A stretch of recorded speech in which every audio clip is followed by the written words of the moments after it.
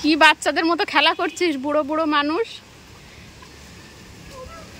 এই দেখো আমার কলমি শাকগুলো কি অবস্থা দেখি।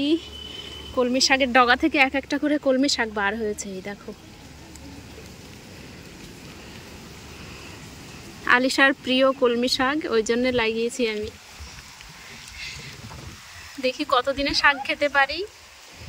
আর এই যে বেগুন বাহার, গাছগুলো সব হেলে যাচ্ছে বৃষ্টিতে, ঝোড়ো হাওয়া বইছে তো ওই জন্য। এই যে ফুল এসছে এটাতেও।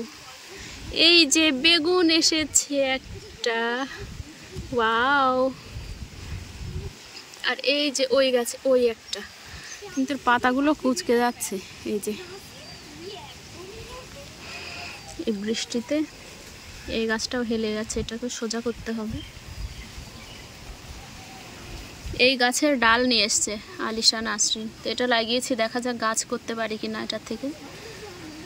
তরুলতা ফুল গাছ ওটা। এই ক্যারেটগুলো কালকে আমি অর্ডার করে নিয়ে এসেছি সবজি লাগানোর জন্য। বৃষ্টিটা থেমে গেলে তারপর লাগাবো গাছ। তারপরে চলো লিলি ফুল গাছ দেখি। এটা পাশের বাড়ির একটা ভাবি আমাকে গিফট করেছে। এই গাছটার তখন আমি নাম জানতাম না, ঠিক আছে। তারপরে আমি গুগল লেন্সের মাধ্যমে জানতে পারলাম এটার নাম লিলি। যে কত সুন্দর লাগছে ফুলটা। ফুল এসছে, ওটা কুড়ি ছিল সেই সময় নিয়ে এসে লাগিয়েছি, তো ফুল এসছে খুব সুন্দর।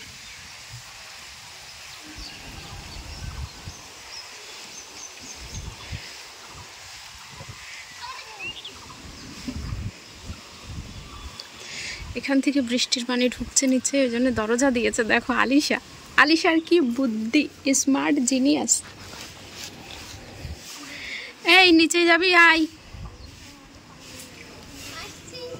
এই যে সব ভিজে গেছে, এর আগে বৃষ্টি হতো এগুলো কিছুই ভিজতো না, আর গতকাল থেকে বৃষ্টি হচ্ছে সব ভিজে গেছে। এই যে সিমেন্টের বস্তা ওখানে, এই যে সব সিঁড়ি ভিজে গেছে। এই যে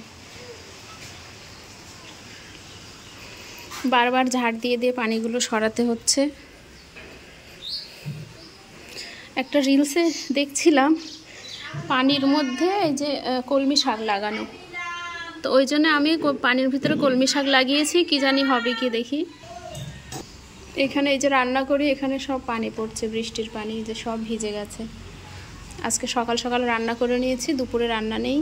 এই যে ঝাঁটাটা দিয়ে সব পানি টানি পরিষ্কার করছিলাম আমি আর নাসরিন। কালকেও এমনটা হয়েছে, আজকেও।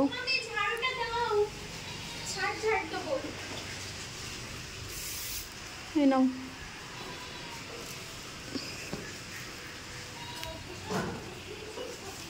ছাদ ঝাড়ু লাগাবে আলিশা, ঝাড়ুটা নিল।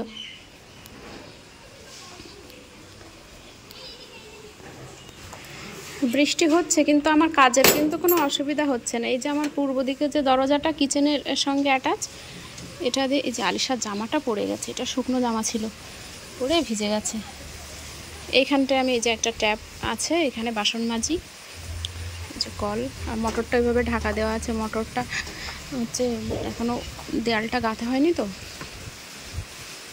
এখানে এই যে দড়ি বেঁধে দিয়েছি আমি, কুমড়ো গাছের ডগা একটা উঠবে।